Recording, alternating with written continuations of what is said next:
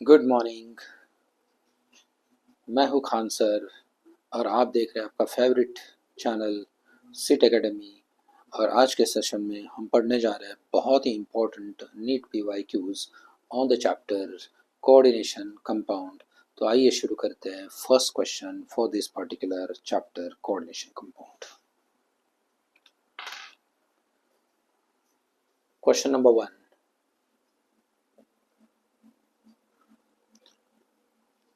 Ethylene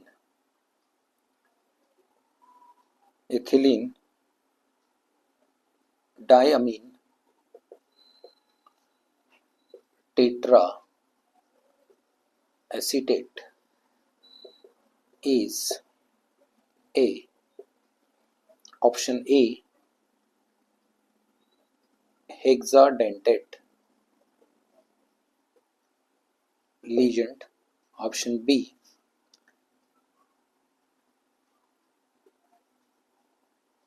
ambidentate legend, option C,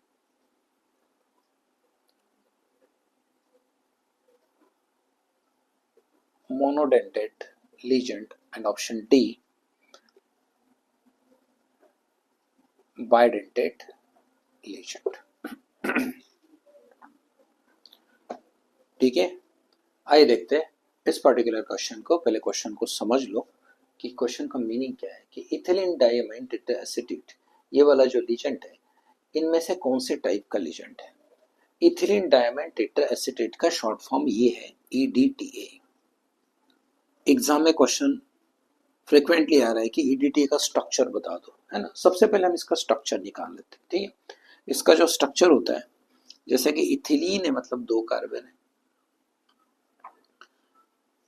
diamine मतलब 2 अमीन group attach है, और इसके साथ टेट्रा एसीटेट मतलब 4 acetate group that is CH2COOH CH2COOH, और यहाँ पे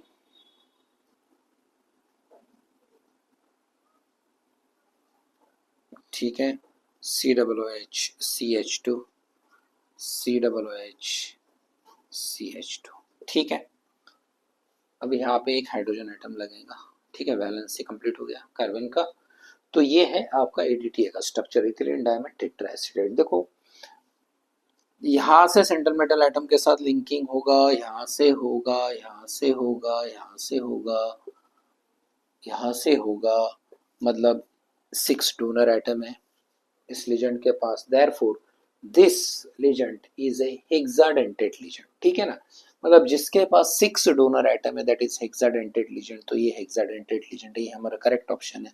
जिसके पास 2 डोनर एटम है बाइडेंटेट, जिसके पास 1 डोनर एटम है मोनोडेंटेट, और जिसके पास 2 डोनर एटम है but they can link with central metal atom either of the donor species. मतलब अगर मान लो मेरे पास A एंड B दोनों डोनर एटम है ना, 2 डोनर एटम है, तो ये आइदर A से लिंक करेगा सेंट्रल मेटल एटम, और फिर ये B से भी लिंक कर सकता है। तो दोनों जो है डोनर एटम ये सेंट्रल मेटल एटम से लिंक करेंगे। Such ligand is known as ambidentate ligand. ठीक है, तो ये था हमारा फर्स्ट क्वेश्चन। आइए करते हैं सेकंड क्वेश्चन।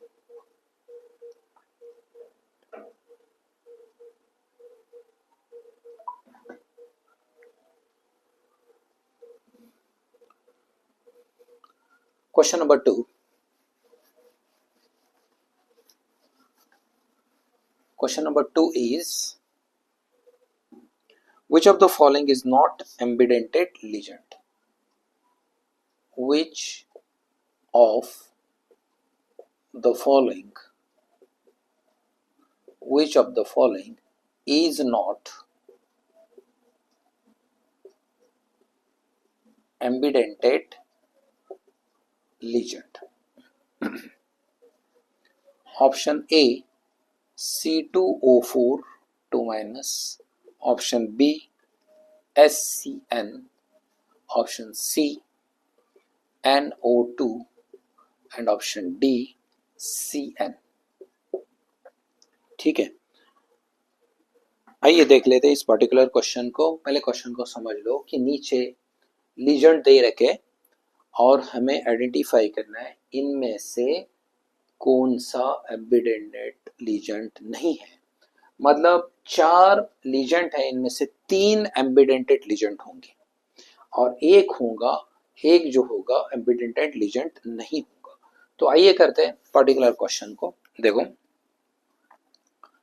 सबसे पहले इसका स्ट्रक्चर बना लेते हैं। जैसे कि ये है आपका C2O4, ठीक है, इस तरह से कुछ होगा। ये है आपका, देखो यहां से फिर सेंटर मेटल आइटम के साथ ऑक्सीजन ये बॉन्ड बना लेगा, ठीक है। तो यहां से लिंकेज हो सकता है और यहां से लिंकेज हो सकता है, ठीक है, बराबर है। तो ये बाइडेंटेड लीजेंट है, दिस इज बाइडेंटेड लीजेंट। अब देखो यहाँ पे 2 डोनर एटम है, दोनों के दोनों जो है कि सेंट्रल मेटल एटम से लिंक कर रहे हैं। बट यहाँ पे देखो ये वाला जो मेरा एटम है ये आइदर N के साथ लिंकेज करेगा और ये S के साथ सेंट्रल मेटल एटम से लिंक करेगा, दोनों में से एक करेगा। तो ये बाइडेंटेड लीजेंट है। 2 डोनर एटम है, either of the 2 donor species one can make a bond with the central metal atom and such a legend is known as bidentate legend. यहाँ पे दोनों के दोनों ambidentate legend, this is ambidentate legend क्योंकि दोनों में से एक ही donor atom central metal atom के साथ कोऑर्डिनेट बॉन्ड बना लेगा। बट यहाँ पे दोनों के दोनों एटम कोऑर्डिनेट बॉन्ड बना रहे हैं, therefore this is ambidentate legend, ठीक है। 2 अलग अलग डोनर स्पेसीज है। अब देखो यहाँ पर भी इधर भी जो है कि कोऑर्डिनेट बॉन्ड बनेगा। जैसे कि मेरे पास ये NO2 है, तो N के साथ सेंट्रल मेटल एटम के साथ बॉन्डिंग होगा। और एक है जैसे कि मेरे पास इस तरह से भी लिंकेज हो सकता है। सो ये हो गया एम्बिडेंटेड लीजेंट, क्लियर है। सिमिलरली ये नाइट्रोजन के साथ कोऑर्डिनेट बॉन्ड बना लेगा या तो फिर कार्बन के साथ बना लेगा, तो ये भी हो गया एम्बिडेंटेड लीजेंट। तो मेरे पास 4 ऑप्शन थे, 4 ऑप्शन में से बी सी डी ये तीनों के तीनों लीजेंट है, दे आर एम्बिडेंटेड लीजेंट, ठीक है। ओनली ये वाला जो लीजेंट है ये बाइडेंटेड लीजेंट है, ये एम्बिडेंटेड है ही नहीं, ठीक है। इसके पास भी 2 डोनर स्पेसीज है, तो ये सिर्फ और सिर्फ ऑक्सीजन के साथ लिंकेज करेगा सेंट्रल मेटल एटम के साथ। तो ये था क्वेश्चन नंबर 2। तो option A is the correct answer for this question की which is not ambidentate ligand. आइए करते हैं question number 3।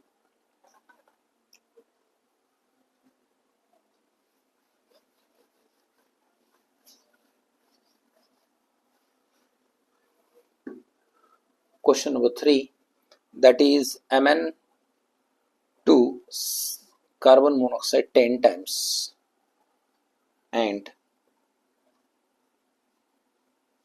cobalt carbon monoxide 8 times structures have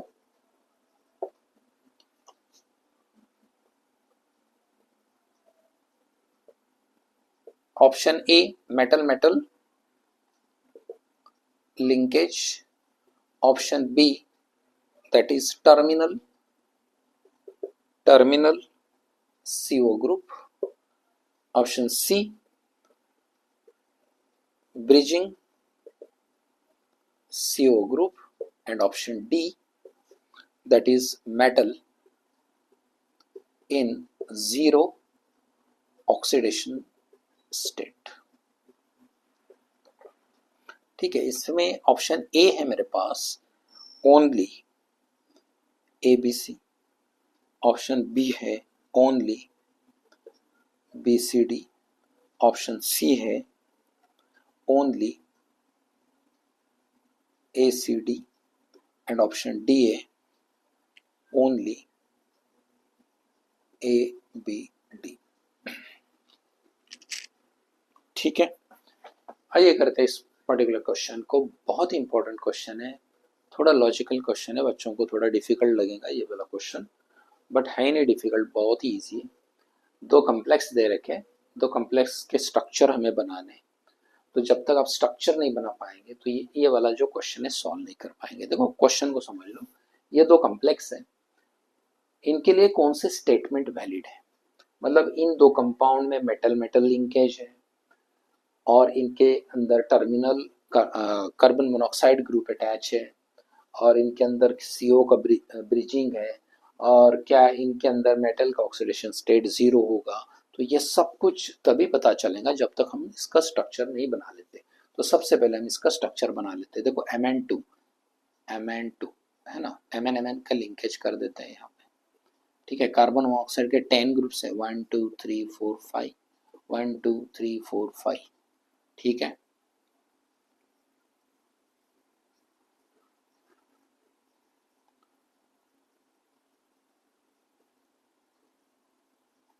okay, ये हो गया Mn2CO 10 टाइम्स का स्ट्रक्चर। ये बना लेते हैं इसका स्ट्रक्चर। जैसे ये कोबाल्ट है, कोबाल्ट के साथ कनेक्ट होगा, जैसे कि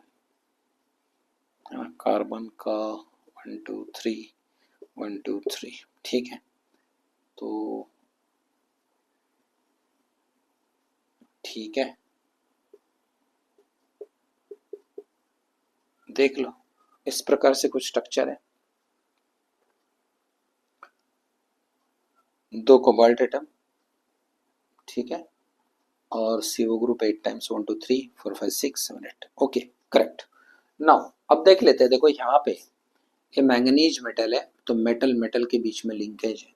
इधर कोबाल्ट मेटल के बीच में लिंकेज है, तो मेटल मेटल लिंकेज तो होना ही चाहिए। तो ए वाला जो ऑप्शन जिसमें है ना, ये करेक्ट आंसर होगा। जैसे कि इसमें ए है, इसमें ए है और इसमें भी। तो A C D तीनों में से एक आंसर होगा, मतलब ये कट, जिसमें ए ऑप्शन है ही नहीं। अब तीनों में से एक करेक्ट आंसर होगा। तो आइए देख लेते हैं। जैसे कि देखो यहाँ पर टर्मिनल CO ग्रुप है क्या? देखो ये सारे के सारे टर्मिनल्स है, इस कॉम्प्लेक्स के ये टर्मिनल्स है और इस कॉम्प्लेक्स के टर्मिनल्स है। सो टर्मिनल पोजीशन पे CO ग्रुप अटैच है क्या? तो है, करेक्ट है। तो टर्मिनल CO ग्रुप अटैच है इसके अंदर, तो टर्मिनल CO ग्रुप मतलब B। तो B देख लेते हैं, इसमें B है, ठीक है, इसमें A भी है और B भी है ना, और इसमें A है और B नहीं है, तो ये ऑप्शन नहीं होगा। इसमें A और B है, ठीक है। अब देखो A और D में से एक करेक्ट आंसर होना चाहिए। तो आइए देख लेते हैं नेक्स्ट, ब्रिजिंग CO ग्रुप और metal in zero oxidation state. Metal का जो ऑक्सीडेशन स्टेट है क्या जीरो है? इसमें देख लेते हैं। जैसे कि Mn का ऑक्सीडेशन स्टेट निकाल लेते हैं 2, Mn का निकालना है तो X बीच बीच में प्लस 10 टाइम्स कार्बन मोनोऑक्साइड, ये न्यूट्रल रीजेंट है, तो इसका ऑक्सीडेशन स्टेट क्या होगा? जीरो। तो जीरो, तो X is equal to zero. तो इस कम्प्लेक्स के लिए Mn का ऑक्सीडेशन स्टेट क्या होगा? जीरो। सिमिलरली इसके लिए भी ऑक्सीडेशन स्टेट जीरो ही होगा। तो इन दो कंपाउंड में मेटल का ऑक्सीडेशन स्टेट जीरो होता है, तो डी ऑप्शन होना चाहिए। ठीक है, तो डी ऑप्शन किसमें देख लो, A B C, इसमें तो है ही नहीं, इसमें डी ऑप्शन है, तो ये ऑप्शन करेक्ट ऑप्शन है इस क्वेश्चन का। तो आइए करते हैं question number 4। Question number 4,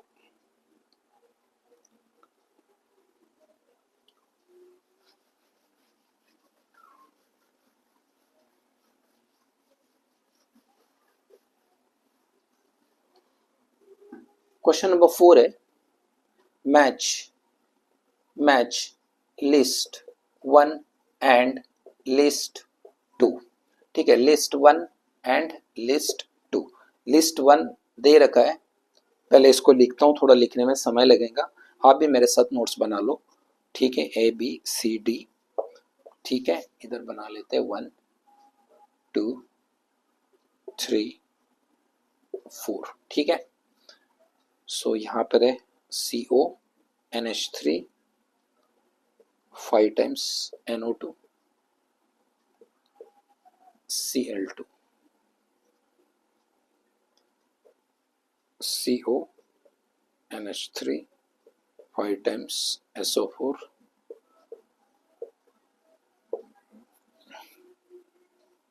CONH3 6 times CrCN6 COH2O Cl3। ठीक है, अब देख लेते हैं फर्स्ट वाला जो है सॉल्वेट आइसोमेरिज्म, सॉल्वेट आइसोमेरिज्म, ठीक है। सेकंड है लिंकेज, लिंकेज आइसोमेरिज्म, यहाँ पर है आयनाइजेशन आइसोमेरिज्म, देन फोर्थ है कोऑर्डिनेशन, कोऑर्डिनेशन आइसोमेरिज्म, ठीक है। अब इसके ऑप्शन दे रखे हैं, जैसे कि ऑप्शन ए है,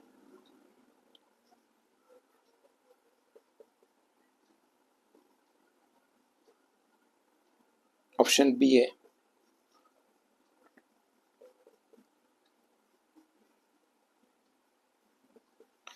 ऑप्शन सी है,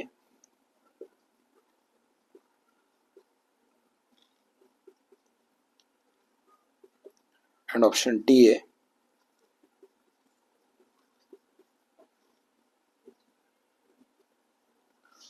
ठीक है, काफी लेंदी क्वेश्चन था, तो होप कि आपने भी नोट्स बनाया होगा इसका। आइए समझ लेते क्वेश्चन को। इस टाइप के क्वेश्चन भी आते हैं नीट में, तो हमें ये दोनों जो है लिस्ट मैच करना है। मैच कैसे करें, तो देखो एक दो तीन ट्रिक्स लगा देने का। जैसे कि आप इसको अच्छे से पढ़ लो पहले कि लेफ्ट साइड में क्या दे रखा है, राइट साइड में क्या दे रखा है। देखो ये वाला कंपाउंड है आपको, आपके सामने ये वाला कंपाउंड है, ये वाला कंपाउंड है। पहले सबको पढ़ लो अच्छे से, ठीक है। अब देखो यहाँ पे जो है ना लीजेंट है H2O। जब भी इस प्रकार की लीजेंट होंगी तो ये शो करता है आपका सॉल्वेट आइसोमेरिज्म, ठीक है, आइसोमेरिज्म। और जब भी H2O is attached with a central metal atom as a ligand, then इसको हम क्या बोलते हैं, सॉल्वेट कम्प्लेक्स भी बोलते हैं, और ये सॉल्वेट आइसोमेरिज्म शो करेगा। और ये इसको आप हाइड्रेट, हाइड्रेट कम्प्लेक्स भी बोल सकते हो, ठीक है।